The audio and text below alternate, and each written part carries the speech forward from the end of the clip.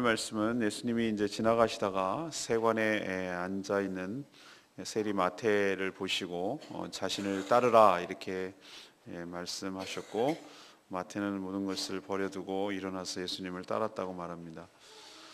바로 그 마태, 예수님 마태의 집에서 다른 세리들과 식사를 하셨고, 이것을 본 이 바리새인들은 예수님을 죄인들과 함께 교제한다는 이유로 비난을 했습니다. 그들의 비난을 들으시고 예수님은 의사는 병든 자에게 쓸 때가 있다 이렇게 말씀하시고, 자신은 죄인을 부르러 이 땅에 오셨노라고 그렇게 말씀하십니다. 또 세례 요한의 제자들이 예수님께 와서 왜 당신은 금식하지 않습니까? 이렇게 맨날 먹고 놉니까? 이렇게 표현하는 것이죠. 그렇게 말하자 예수님이 혼인잔치 비유를 드시면서 신랑이 있을 때는 함께 즐기고 먹고 잔치를 하는 것이고, 빼앗길 때가 올 때 그때 금식이 될 때가 온다 이렇게 말씀하시는 이런 내용이 오늘 전체적인 스토리가 되겠습니다. 오늘은 저는 끌고 가는 컨셉을 긍휼이라는 주제를 가지고 전체적으로 끌고 나가려고 합니다. 오늘 첫 번째로 9절에서 13절까지 말씀을 근거로 예수님은 의인이 아니라 죄인을 부르러 오셨다, 바로 우리가 죄인이다라는 사실을 깨우쳐 주는 것이죠. 예수님의 제자 부르시는 것은 정말 상당히 주관적입니다. 모집 기관을 정한 것도 아니고, 또 어떤 사람이 하고 싶다고 해서 한 것이 아니고, 하나님의 아들이신 예수님이 시차를 두고 또 다양한 사람들을 이렇게 제자로 부르시는 것을 볼 수 있는데, 오늘 이 마태복음의 저자인 마태를 어떻게 불렀는지 그 모습을 볼 수 있습니다. 여러분이 잘 아신 대로 마태는 세리였습니다. 삭개오는 세리장이었고요. 당시 세리는 아주 좋지 못한, 요즘 세무공무원을 좋지 못한 사람의 대명사라고 말하기는 어렵지만, 당시의 구조상, 사회 구조상 보면 세리는 로마 정권에 결탁을 해서 계약을 맺고 일정 부분의 세금을 걷어들이는 역할을 했는데, 그 권한을 준 것을 악용하고 권력 남용을 해서 자기가 걷어들여야 되는 그 이상으로 걷어서 개인적인 착복을 하고 동족의 고열을 빠는 일종의 이완용같이 매국노처럼 여겨지는 그런 부류의 사람들이었기 때문에 이스라엘 사람들이 아주 경멸하는, 그래서 대표적으로 세리, 창기 이런 것을 동급으로 여길 정도로 이렇게 취급하는 그런 사람이었습니다. 그래서 세관에 앉아서 그 일을 하고 있는 마태 세리를 예수님이 제자로 부르신 것이에요. 참 이것도 파격이고 쇼킹한 일이죠. 근데 더 중요한 것은 뭐냐면은 마태가 즉시 일어나서 예수님을 따랐다는 것입니다. 물론 베드로, 요한, 야고보 이런 자들도 고기를 갈릴리에서 잡던 자들인데, 예수님이 제자로 부르시자 그들도 다 버렸어요. 예를 들면 그물을 버려두고, 그물을 놔두고라는 개념이 아니고, 여기서 이 그물의 개념은 자기의 삶의 생계 수단을 의미합니다. 배를 버려두고 이건 전 재산을 의미하고, 아버지를 버려두고 자기 모든 가족 관계를 내려놓은 것이에요. 그리고 예수님의 제자가 된 것이죠. 그거와 비슷하게 이 마태는 자기의 그 세리라는 직업, 세관이라는 직업, 이것을 놓아두고 따랐다는 것이죠. 여러분 그냥 별 생각 없이 이렇게 됐지만 이것은 무엇을 의미하는지 여러분 아십니까? 나는 쉽게 말해서 내 직장뿐만 아니라 내 직업, 나 이거 다 버리고 아무것도 보장받지 않은 이것을 따라가겠다고 말하는 것이에요. 여러분 결코 쉬운 것이 아닙니다. 그리고 이 마태가 얼마나 자기 같은 자를 불러주셨는지 고마워했는지 자기 집에 예수님을 초대해요. 그래서 식탁 교제가 지금 일어나고 있어요. 이 모습을 본 바리새인들은 이 죄인의 대명사인 이 세리와 같이 예수님이라는 분이 좀 괜찮은 분인 줄 알고 있었는데, 좀 뭔가 산상수훈해서 괜찮은 얘기도 하시고 병든 자도 고치시고 이런 것을 한다고 소문을 들어서 지금 주의 깊게 지켜보고 있는데, 아니 저런 세리들과 함께 식사를 한, 그러니까 마태가 세리를 자기 집에 불렀을 때 혼자 불렀겠어요? 자기와 비슷한 많은 세리들을 같이 불렀다고 오늘 기록하고 있거든요. 그걸 보고 바리새인들이 굉장히 비난을 한 것입니다. 또 대놓고 비난 못하니까 예수님의 제자들에게 간접적으로 비난한, 곧 예수님께 비난한 거죠. 그래서 예수님은 그들의 비난을 들으시고 이렇게 표현합니다. 자, 의사는 누구에게 필요한가? 건강한 자에게는 필요가 없죠. 의사는 병든 자에게야 쓸 데가 있다. 소용이 있다. 그리고 자신은 의인이 아니라 바로 죄인을 부르러 오셨다. 이 말의 은유를 아시겠습니까? 지금 예수님은 건강한 자와 병든 자, 의인과 죄인, 이것을 서로 매칭시켜서 지금 비교하고 있는 거예요. 이 말인 즉슨 바로 바리새인들은 자신들을 뭐라고 생각하냐면은 의인이자 이제 건강한 자라고 생각을 하는 거죠. 나는 의사 같은 사람 필요 없어. 다시 말해서 예수님 같은 사람 필요 없어라고 말하는 거와 똑같은 거예요. 그렇지만 마태 같은 세리는 무엇입니까?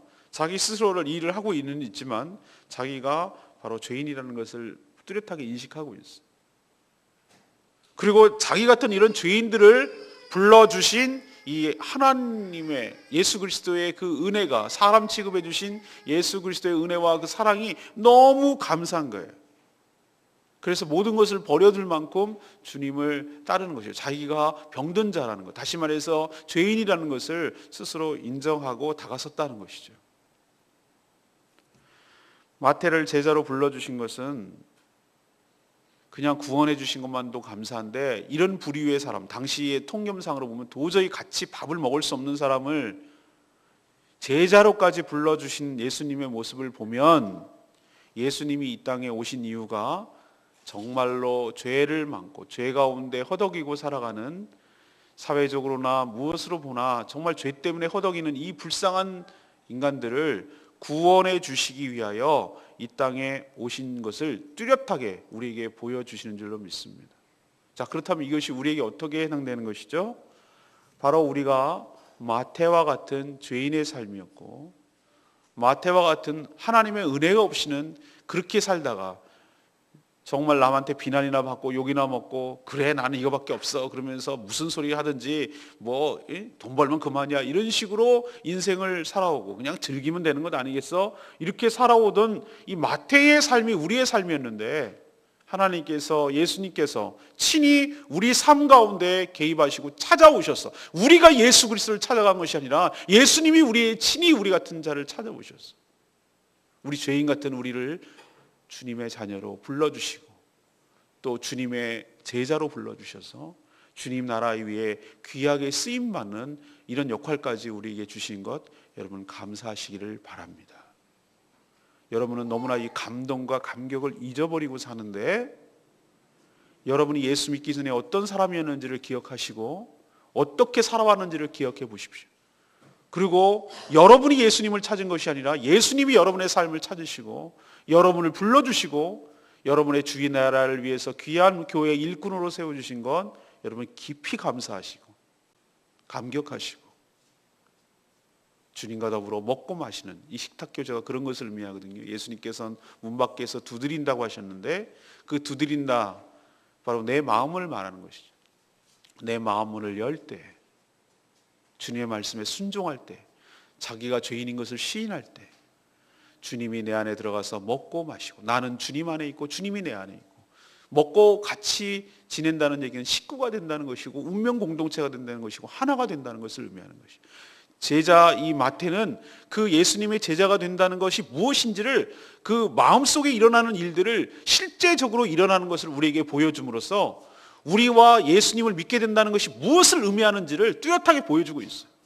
예수께서 내 마음에 들어오시면, 예수님을 내 마음의 주인으로 모시면, 내 삶의 주인으로 모시면, 내가 의지하고 있던 모든 돈 같은 것, 세상의 모든 것들을 내려놓고 예수를 주라고 인정하면 주님이 내 안에 들어오시고 내가 주님 안에 들어가서 주님과 더불어 함께 먹고 마시는, 같이 식구가 되는, 예수님이 나의 가족이 되는 그런 놀라운 축복이 여러분 삶 가운데도 일어났고 일어나고 있고 지금 진행되고 있는 줄로 믿습니다. 이게 구원의 축복이라고요.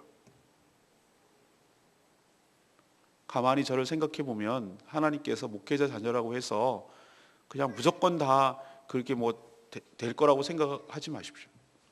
저도 목회자 자녀들을 쭉 많이 주변에서 많이 봐왔고, 그런데 도안이면 뭐예요? 극단적으로 치닫더라고요. 정말 삐뚤어 나가는 사람들 얼마나 많아. 그래서 목사님들 목회에서 잘하고 있는데 그것 자녀들 때문에 얼마나 큰 시험을 당하고 있는 분들을 주변에서 많이 봤는지 몰라요. 근데 저는 하나님의 큰 은혜를 받았어요. 그는 부모님을 계기로 인해서 내가 예수 그리스도를 믿게 되는 환경이 됐지만 부모님 때문은 아니에요. 하나님께서 나 같은 죄인을 찾아주셔서 만나주시고 인격적으로 깨우쳐 주시고 은혜를 베풀어 주시고, 그리고 교회에서 어려서부터 생활했던 모든 것들을 정말 목회를 하고 주의 나라를 위해서 쓰이는데 잘 활용되도록 좋은 것들로 작용할 수 있도록 저에게 은혜를 베풀어 주셨어요. 그래서 저는 이 마태를 불러주신 예수님의 장면을 떠올리면 나 같은 죄인을 불러주셔서 하나님 나라를 위해서 귀하게 쓰이는 것 자체가 기적이고, 이게 은혜고, 이게 놀라운 은총이고 하나님의 놀라운 풍성한 은혜인 줄로 믿습니다. 근데 저만 그렇습니까? 여러분도 찾아오셔서 그냥 그렇게 살다가 스쳐 지나간 인생이었을 여러분들에게 예수님이 찾아서 일로 오너라.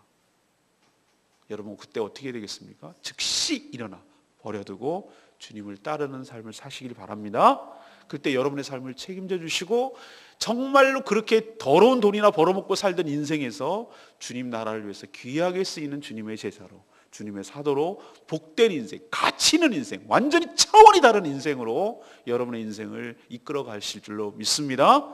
그리고 예수님과 같은 그 급에 있는 분을 나와 함께 식사를 할 수 있는 그런 위치로 우리를 존귀한 자로 여겨주시고, 그런 것이 일회적으로 끝나는 것이 아니라 더불어 영원토록 먹고 마시는 이 축제의 장, 그리고 잔치의 모습, 이런 모습으로 우리가 살아가게 되는 축복이 여러분 삶 가운데도 있게 될 줄로 믿습니다. 두 번째는 무엇입니까? 12절에서 13절까지 말씀, 예수님은 긍휼을 원하시고 제사를 원치 않는다라고 말씀하세요. 예수님은 당시 바리새인들은 절대로 결코 하지 않는 이 세리와 같은 죄인들과 이 식탁 교제를 하셨어요. 당시 유대 사회에서는 이 같이 밥 먹는 거, 이것은 단순히 밥을 같은 공간에서 먹는다는 뜻이 아니에요. 또 다른 의미가 있어요. 우리랑은 좀 달라요.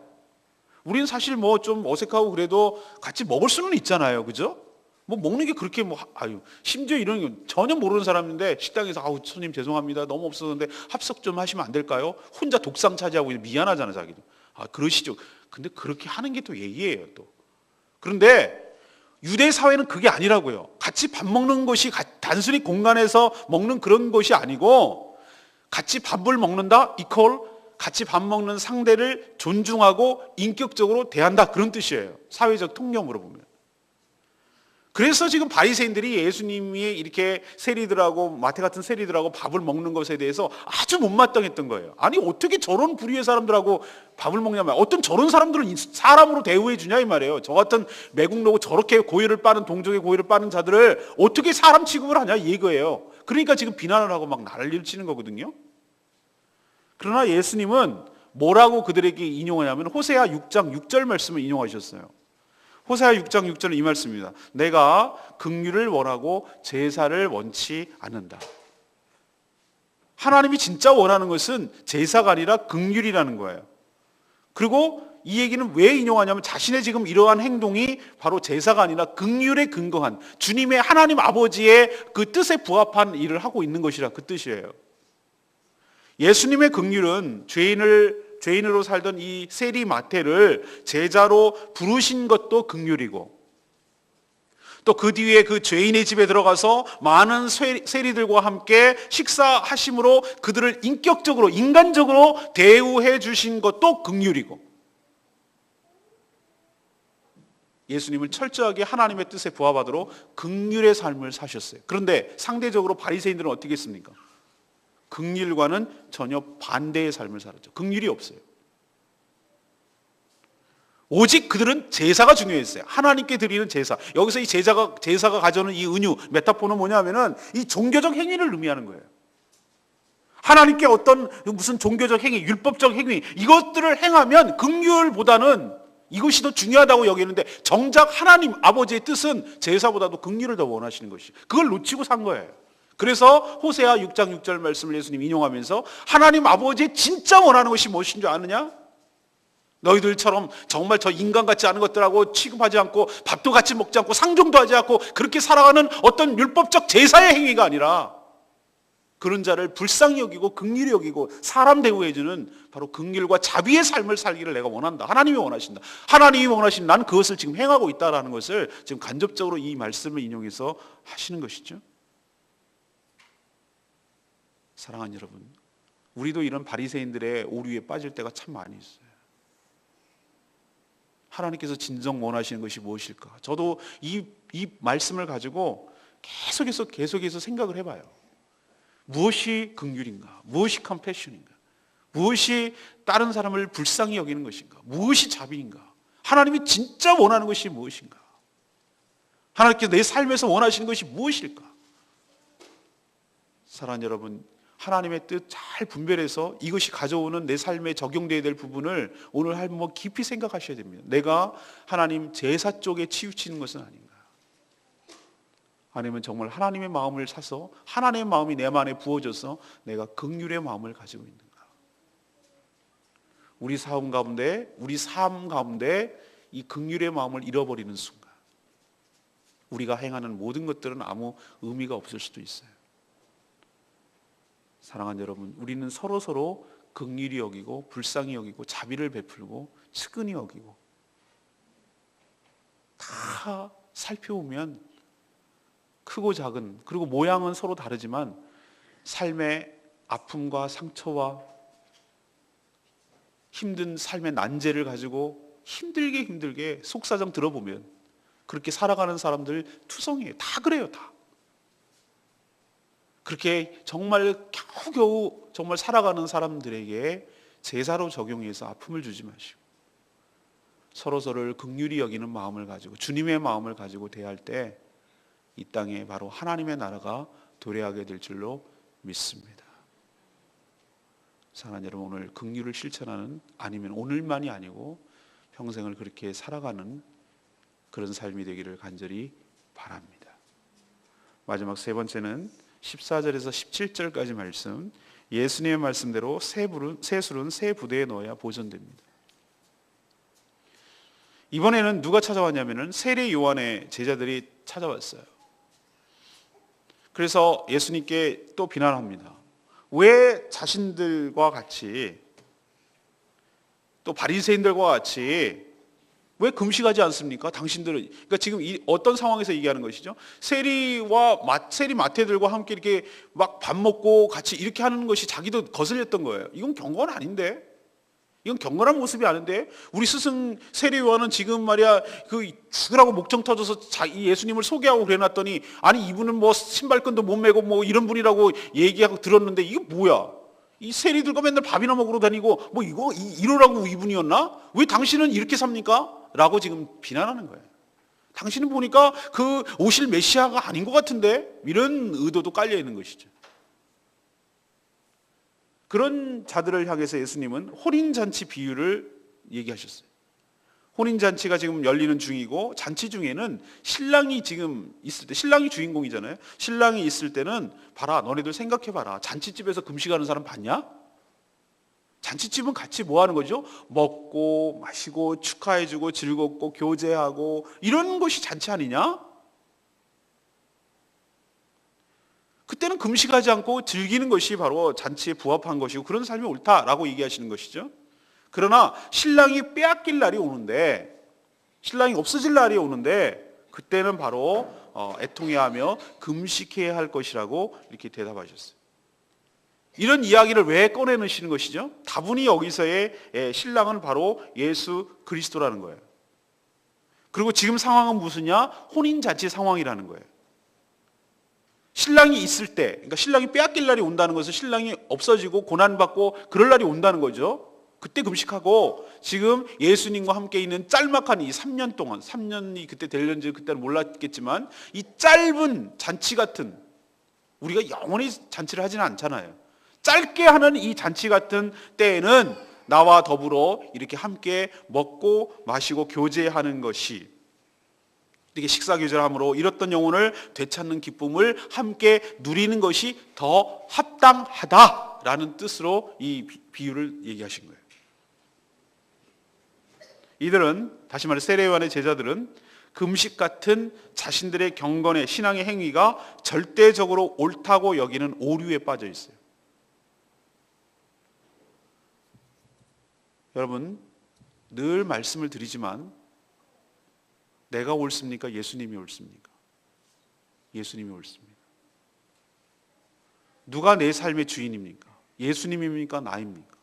예수님입니다. 모든 신앙의 문제는 로드십의 문제고 1계명의 문제입니다. 10계명에서 1계명이 확실하게 지켜지는 사람은 나머지는 다 지킵니다. 신약에서 예수 그리스도가 나의 주인이라는 것을 뚜렷하게 인정하고 인식하고 그렇게 살아가는 사람은 하나도 문제될 것이 없습니다. 예수님이 옳습니다. 내가 틀렸습니다. 지금 누가 누구에게 신앙의 기준을 강요하는 것이죠? 예수님, 당신 틀렸어. 당신은 금식 안 하는 거 보니 당신 경건하지 못해. 누가 지금 누구에게 욕을 하는 것이죠? 우리가 이런 오류에 빠질 때가 얼마나 많은지 몰라요. 사랑하는 여러분, 여러분도 그렇고 저도 그렇고 작년에 저도 40일 했고 여러분도 20일, 많은 분들은 여러분 많이 한 거 제가 잘 압니다. 그러나 여러분, 그것이 정답이고 그것만이 옳습니까? 아닙니다. 그것이 자기 의의가 되면 안 되고, 그것은 하나님께 더 가까이 나가려는 하나님의 경건의 수단일 수는 있지만 그것만이 정답이라고 말해서는 안 돼요. 그리고 그것을 다른 사람에게 적용하고 강요해서는 안 돼요. 사랑하는 여러분, 예수님이 정답입니다. 예수님은 지금 죄인을 부르시고 교제하는 것, 이것이 이런 행위를 갖다가 저는 술이라고 봤어요. 이런 내용, 컨텐츠를. 그 다음에 교제하는 것을 저는 새 부대라고 봤어요. 죄인을 부르신 이 새 술 행위, 이것은 교제하는 새 부대에다 담아야 터지지 않는다는 거예요. 천국이 그러하다는 것을 보여주시는 것이. 그러나 이 세례 요한의 제자들처럼 자기들의 낡은 사고가 무엇이죠? 어떻게 죄인들하고 밥을 같이 먹고 교제를 하냐? 저들과는 교제해서는 안 된다. 밥을 같이 먹어서는 안 된다는 이런 낡은 사고를 식탁 교제라는 낡은 거절이라는 이런 낡은 부대에다가 담아놓으면 둘 다 터진다는 거예요. 죄인과 더불어 식사할 수 있는 이런 새로운 컨텐츠는 낡은 사고방식에다가 넣는 순간 같이 터진다는 거예요. 둘 다 보존할 수 없다는 거예요. 새로운 시대가 도래했으니 예수님이 지금 새로운 이야기를 하고 계시니 새로운 신앙체계로 들어가야 된다는 것이죠. 자비를 원하고 긍휼을 원하고 제사를 원치 않은 주님의 새로운 신앙체계로 새로운 그 부대에다가 담글 때, 그때 둘 다 보존되고 그것이 유효하다라고 예수님이 얘기하는 것 여러분 기억하시기를 바랍니다. 우리도 자기 신앙 칼라, 자기 생각 고집하지 마시고 주님께서 말씀하시는 대로 그렇게 행하시는, 경건의 연습을 행하는 저와 여러분 되기를 소망합니다. 저는 역시 레마의 말씀 17절 말씀이 그랬어요. 새 포도주는 새 부대에 넣어야 둘 다 보존된다. 이 말씀이 더 깊이 묵상이 됩니다. 이 바리새인들 그리고 이 세례 요한의 제자들은 수단 그리고 목적을 서로 뒤집어 놨어요. 계명과 율법은 무엇인가? 바로 하나님의 뜻을 알고 그분을 더욱더 사랑하기 위한 방법, 수단이에요. 그 자체가 목적이 아니거든요. 근데 이들은 어떻게 했냐면 계명과 율법을 통해서 의로움, justice, 의롭다, righteousness, 의로움을 얻으려고 했어요. 그 계명을 잘 지키면. 그리고 더 나아가서 그것을 통해서 의롭다 된다는 것은 구원을 얻으려고 생각을 했어요. 또 더 나아가서 하나님께 인정과 칭찬, 사람에게까지, 하나님뿐만 아니라 사람에게까지 인정과 칭찬을 받으려고 그렇게 접근을 한 거예요. 여러분, 이거는 애초부터 불가능한 것이, 지금 불가능한 것을 지금 시도하고 다른 자들까지 강요를 한 것이, 이게 바로 낡은 사고고 낡은 부대인 것이죠. 예수님은 우리를 니네가 율법을 더 잘 지킬 수 있도록 훈련을 더 강화하고 그렇게 한 방법을, 이런 어떤 개선이라는 방법을 취하지 아니하시고 하나님께서 우리를 십자가에 못 박아서 끝내버리고 완전히 새로운 피조물로 태어나게 하셔서 새로운 삶을 살아가도록 은혜를 베풀어 주신 줄로 압니다. 그러니까 새 수를 새 부대에 넣은 것이죠. 우리를 갖다가 옛날 그대로가 있는데 새로운 체제에 넣으신 것이 아니라 완전히 새로운 뉴 크리에이션, 새로운 피조물을 만드셔서 하나님의 새로운 언약에 따라서 살아갈 수 있도록 거기에 맞도록 우리를 은혜를 베풀어 주셔서 이것이 가능한 거예요. 그러니 새로운 피조물을 옛 낡은 부대에 넣으면 터지고 옛 낡아버린 그것을 새 부대에 넣어도 터지고, 그러니 하나님의 말씀 따라, 예수님의 말씀 따라 새로운 피조물이 된 우리는 새로운 언약에 따라서 살아가도록 해야 둘 다 보존되는 것이다. 다시 말해서 은혜와 믿음을 통해 의롭게 되는, 율법을 지켜서 의롭게 되는 것이 아니라 은혜와 믿음을 통해 의롭게 되는 방식으로 살 때 우리가 구원도 또 우리들의 삶의 은혜도 풍성하게 될 줄로 압니다. 기억하십시오. 새 술은 새 부대에 넣어야 둘 다 보존됩니다. 오늘 내가 버려야 될 것이 무엇인지, 혹시 낡은 사고를 가지고 여기다 적용하려는 것은 아닌지, 새로운 것을 옛날 그대로의 내 삶의 테두리에다 넣어가지고 망가지게 하려는 것은 아닌지 한번 잘 생각해 보십시오. 언밸런스가 일어나는 무엇인가가 내 삶에 있다면 그거를 깨야 돼요. 새로운 방식으로 살아야 돼요. 새롭게 됐으니. 여러분도 옛날에 해오던 것, 습관, 신앙적인 패턴, 칼라 이런 거 다 버리시고 저에게 오셨으면 새로운 부대에 넣으셔서 그 술도 부대도 다 보존되게 되는, 그래서 유용한 의미 있는 삶을 살기를 간절히 바랍니다. 오늘 세 가지 제가 말씀드렸습니다. 예수님께서 이 땅에 왜 오셨다고요? 의인이 아니라 죄인을 부르셨다. 우리가 바로 죄인이고 그렇게 살던 자였는데 하나님께서 불러주실 뿐만 아니라 우리를 제자로 삼아주신 줄로 믿습니다. 그 은혜에 감사하며 충성하고 헌신하며 살기를 원합니다. 두 번째는 뭡니까? 예수님이 진짜 원하시는 게 뭐라고요? 하나님이 제사가 아니라 긍휼을 원하시는 것 기억하십시오. 제사는 하나님께 제사를 드린다는 개념이 아닌 거 아시죠? 예, 진짜로 원하는 것이 하나님의 긍휼의 마음이에요. 세 번째는 말씀대로 새 술은 새 부대에 넣어야 돼요. 새로운 피조물이 됐으니 새 언약에 따라야 돼요. 자꾸 옛날 낡아버린 습관 따라 그렇게 강요하고 그렇게 살아가는 어리석음을 빠지지 않게 되기를 간절히 바랍니다. 오늘 여러분 기도하고 생각하실 것이 많을 거예요. 오늘 들어보고 나서 여러분 그것을 잘 붙들고 내가 제사를 추구하는가 긍휼을 추구하는가, 정말 내가 하나님 앞에 죄인으로 불림을 받았다는 것에 감사하고 있는가, 그리고 나는 정말로 새로운 신앙체계를, 새로운 신앙의 내용을 새로운 신앙체계에다가 넣어서 그렇게 생활하는가, 아니면 여전히 이건 아닌데 이건 뭐야, 왜 여기 교회는 아침 기도를 하지 새벽 기도를 안 하고, 이런 식의, 이게 바로 낡은 사고를 낡은 부대에 넣으려는 거거든요. 기도하는 것이 자체가 중요하지 여러분들이 다 많이 모여서 함께 할 수 있는 그 시간이 중요한 것이 새벽에 하는 것이 중요합니까? 그게 바로 낡은 사고를 새 부대에 넣지 못하는 대표적인 예라고 저는 할 수가 있겠어요. 여러분도 새로운 삶을 살도록 새로운 사고를 새로운 부대에 넣을 수 있도록 해달라고 간구하고 기도하기를 원합니다. 기도하기 전에 우리 343장 부르고 기도하겠습니다.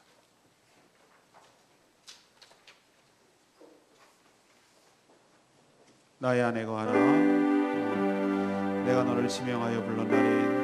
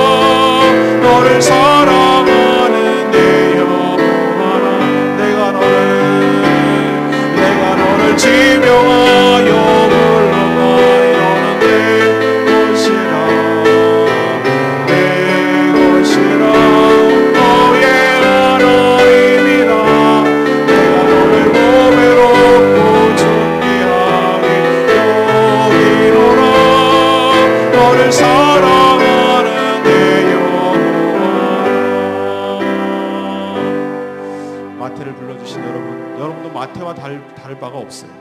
내가 너를 지명하여 부르니 너는 내 것이라 내 것이라. 내가 너를 복에 놓고 존귀하게 여기노라. 인간 같지 않은 나를 불러주시고 하나님의 자녀로 삼아주실 뿐만 아니라 주의 일꾼으로 삼아주시는 은혜가 너무너무 감사하고 커서 이제는 주님과 더불어 교제하며 주님과 더불어 먹고 마시는 그런 한 식구가 된 삶을 살기를 원합니다. 주님께서 제사가 아니라 긍휼을 원하시는 것이 무슨 뜻인지 알게 해주시고 우리가 낡은 사고를 가지고 낡은 부대에 넣으려고 하는 것은 아닌지 우리의 신앙을 다시 한번 점검하고 새 예수를 새 부대에 넣고 새롭게 출발하는 저희도 되게 달라고 다 같이 동성으로 주여 외치며 기도하겠습니다. 주여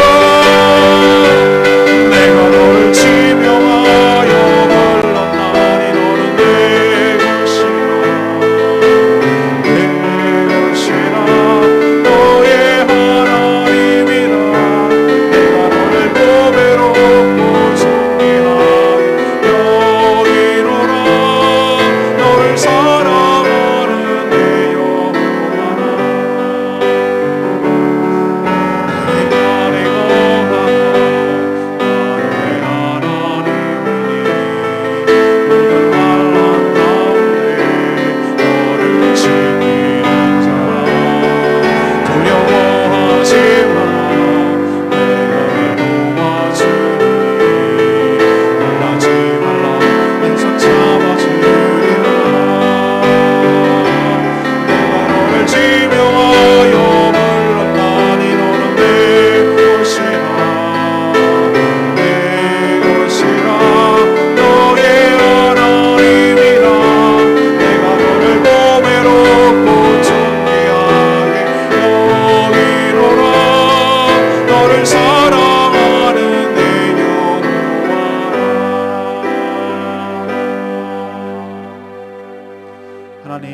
제가 죄인입니다.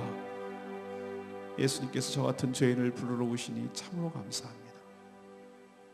주님께서 저를 불러주시기 전에 저는 마태 세리와 같은 그런 죄 가운데 살았습니다. 삶에 희망도 없고 남의 비난에도 불구하고 내 식만으로 고집하며 살았습니다. 그냥 내가 이렇게 사는 것이 옳은 줄 알았습니다. 내 멋대로 내 생각대로 사는 것, 이런 죄 가운데 살아가는 것, 그렇게 끝낼 인생이었는데 내가 찾은 것이 아니라 주님께서 나를 친히 찾아오셔서 나를 불러주시니 감사합니다. 불러주시고 구원해 주신 것도 감사한데 주님 제 마음의 문에 들어오시고 제 집에 들어오셔서 친히 함께 먹고 마시며 사람 대우해 주시니 감사합니다. 이 제 마음에 계셔서 영원토록 먹고 마시며 한 식구로 지낼 것을 이제는 믿습니다. 주님과 함께 먹고 마시며 매일매일이 천국 잔치처럼 살게 하여 주시옵소서. 자신만의 낡은 사고로 주님의 긍휼과 자비를 제한하지 않게 하여 주시옵소서.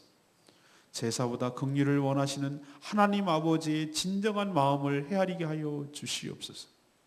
주님께서 저희들을 긍휼히 여기신 것처럼 저희도 서로를 긍휼히 여기며 살기를 원합니다. 주님께서 오셔서 가르쳐 주신 이 모든 새로운 술들을, 성령의 말씀들을 새로운 부대, 새로운 사고에 넣어서 살게 하여 주시옵소서. 내 생각과 내 판단이 옳다고 하나님조차 가르치려고 들으는 이 오만불순함과 교만함을 꺾어 주시옵시고, 하나님께서 오르시고 하나님께서 맞으시니 내가 틀렸으니 나를 내려놓고 주님의 뜻에 합당하도록 살기를 결단하는 저들 되게 하여 주시옵소서. 자기만의 신앙을 가지고 남들을 정죄하는 데 사용하지 않게 하여 주시옵소서. 금식 안 한다고 비난하지 않게 하여 주시옵소서.